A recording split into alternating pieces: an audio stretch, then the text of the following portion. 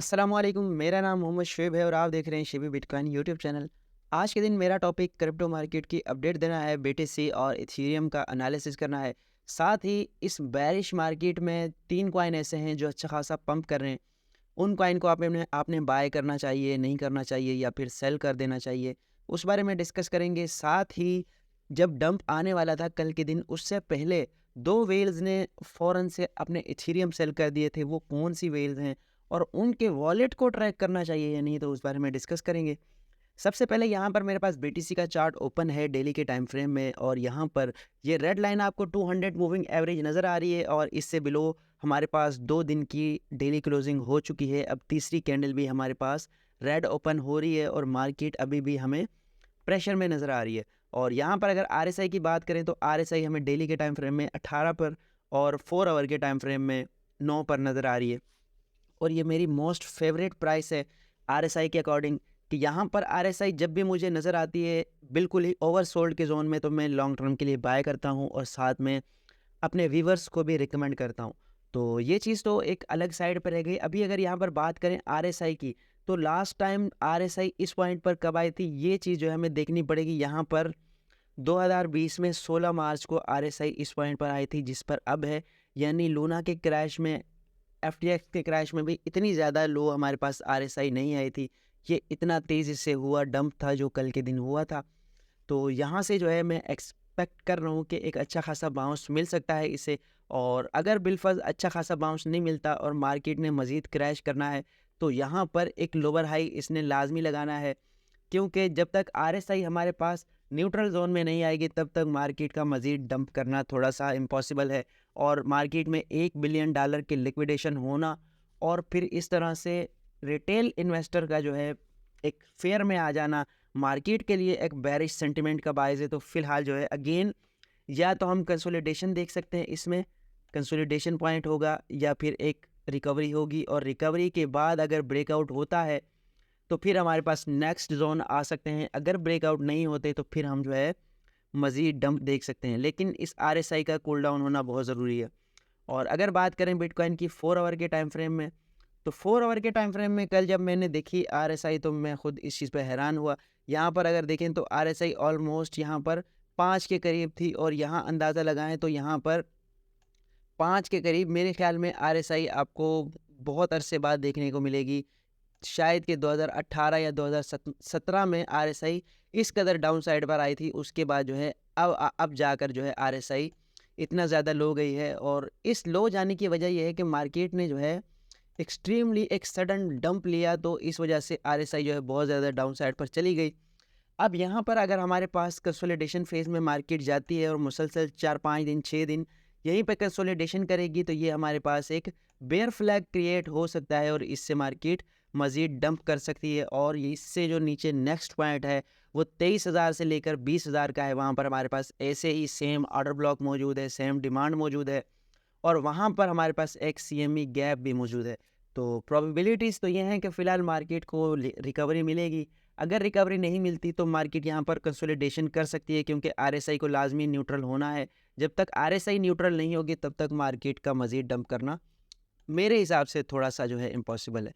और इस जगह बात करें इथेरियम की, तो इथेरियम की जो अपडेट मैंने परसों के दिन आपको दी थी, तो ये वाला लेवल जो है मैं डिस्कस करके गया था। मार्केट जो है 200 मूविंग एवरेज से अबव जो है ट्रेड कर रही थी। तो उसके बाद क्या हुआ, मार्केट ने डिप लिया और ऑलमोस्ट $1525 की प्राइस लगाई, और जितने भी इथेरियम में लॉन्ग पोजीशंस थी वो सब के सब लिक्विडेट करने के बाद इथेरियम ने रिकवरी की।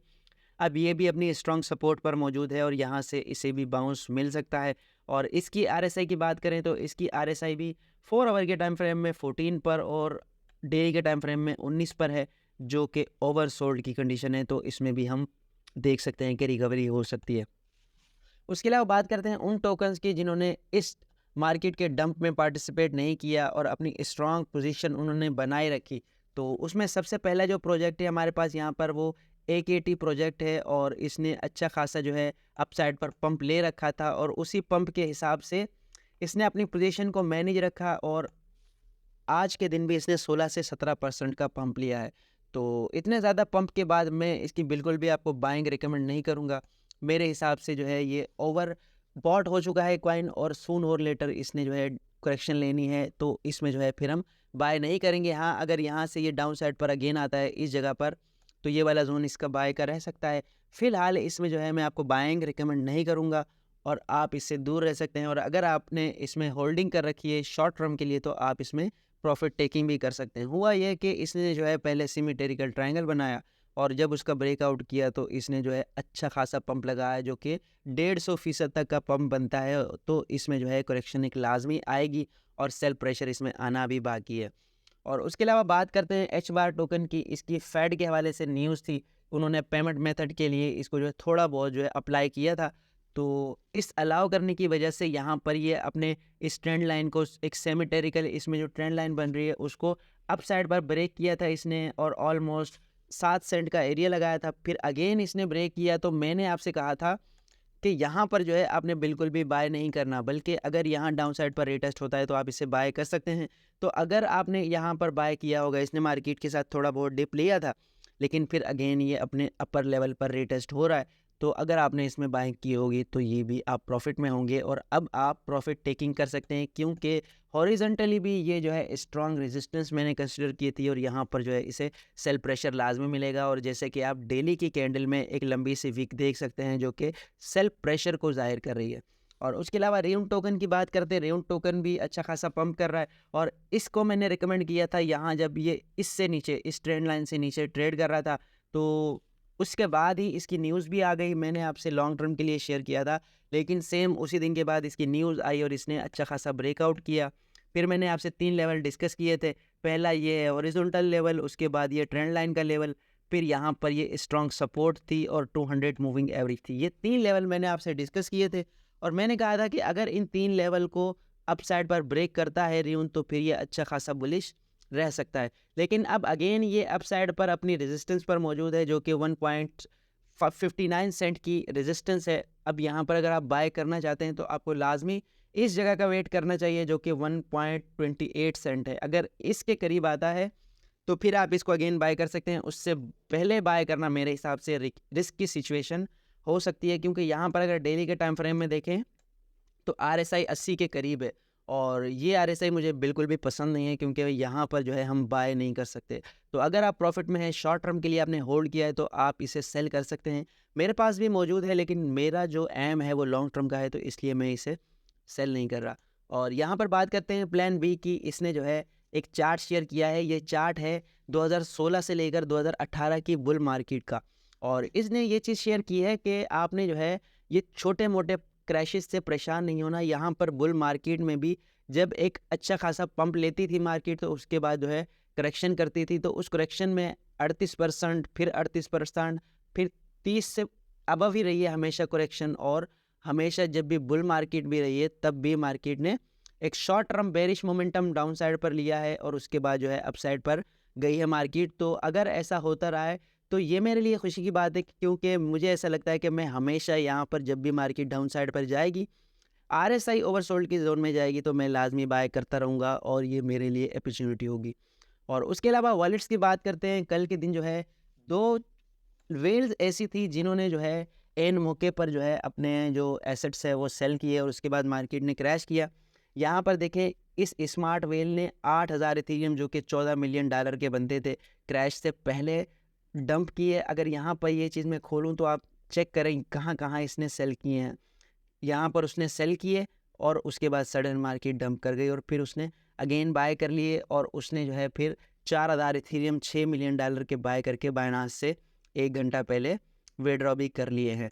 और उसके अलावा एक और वेल है, उसने 22,341 इथेरियम, जो कि $41 मिलियन के बनते थे, वो सेल किए डंप से पहले और उसने जो है 1.7 मिलियन जो है डॉलर लॉस में अपना जो है सेल कर दिया और अवॉइड किया मज़ीद लॉस से। तो इन दोनों वॉलेट्स को आप फॉलो कर सकते हैं। डी बैंक एक वेबसाइट है, उस पर उसमें जो है आप इनके ट्रांजैक्शन हिस्ट्री देख सकते हैं कि ये क्या बाय कर रहे हैं और क्या सेल कर रहे हैं। तो इससे आपको थोड़ी बहुत मदद मिल सकती है कि स्मार्ट ट्रेडर किस तरह से मूव ले रहे हैं। और उसके अलावा बात करते हैं माइकल सेलर की। अब आम तौर पर अगर कोई छोटा ट्रेडर है या फिर कोई रिटेल ट्रेडर है, जब वो कोई चीज़ बाय करता है तो वो फिर बाय करने के बाद परेशान हो जाता है कि यार अब मेरी किस्मत में ही लॉस क्यों है, या मेरे साथ ही ऐसा क्यों होता है कि मैं हमेशा लॉस लेता हूँ। तो यहाँ पर बात करते हैं माइकल सेलर की, जिसके पास 1,52,800 बिटकॉइन है और उसकी एवरेज बाइंग प्राइस $29,672 है। तो अब यहाँ पर मार्केट करंट प्राइस में 25,800 पर थी, जिसमें उसका $620 मिलियन का लॉस था, अनरियलाइज लॉस। यानी जब तक आप एसेट को सेल नहीं कर तो जब तक आप अपने एसेट को सेल नहीं करते तब तक लॉस जो है वो रियलाइज़ नहीं होता, अनरियलाइज होता है। तो उसने क्योंकि सेल तो नहीं किए, लेकिन अभी भी वो $620 मिलियन के लॉस में बैठा हुआ है। तो इस चीज़ से आपको मोटिवेशन लेनी चाहिए कि जब इतनी बड़ी वेल्स और इतने बड़े जो इंस्टीट्यूशंस हैं वो लॉस में जा सकते हैं, तो फिर हम क्या चीज़ हैं। तो शॉर्ट टर्म के लिए आपने परेशान नहीं होना, मार्केट जो है हमें बुल रन में अच्छा खासा पंप दिखा सकती है। और यहाँ पर आखिर में रेक्ट कैपिटल एक एनालिस्ट है, इसने चार्ट शेयर किए हैं, ईयरली चार्ट, और इसके हिसाब से अगस्त का महीना 13% तक का डिप ले सकता है। और हमेशा जब भी अगस्त का महीना आया है डबल डिजिट में उसका डंप आया है। 2014 में 17%, 2015 में 18% और अब 13% डंप आ चुका है। और इसके हिसाब से अगर ईयरली कैंडल का देखा जाए तो 2015 और 2019 दोनों बुल रन में प्री हाल्विंग से पहले जो है कैंडल्स जो हैं एक लंबी सी विक के साथ क्लोज होती हैं। 2014 और 15 में भी ऐसा ही हुआ था। अब अगेन जैसे यहाँ पर आप देखें एक कैंडल रेड बनी थी, उसके बाद प्री हाल्विंग में ये जो 3 नंबर कैंडल आपको नज़र आ रही है यहाँ पर अच्छी खासी वोलेटाइल रहने के बाद अप साइड पर भी विक है, डाउन साइड पर भी विक है। और यहाँ पर भी देखें आप तो एक प्री हाल्विंग के बाद एक लंबी सी विक आपको नज़र आ रही है। अब अगेन यहाँ पर सेम वही 3 नंबर कैंडल है, तो इसमें हमें लंबी सी विक नज़र आ सकती है और 46,000 तक जाने के बाद अगेन ये इसी एरिया में क्लोज हो सकती है। तो इस चीज़ का हमने ख्याल रखना है। ये थी आज की वीडियो। उम्मीद है कि आज की वीडियो भी आपके लिए इन्फॉर्मेटिव रही होगी। मिलते हैं अपनी नेक्स्ट वीडियो में। अल्लाह हाफिज़।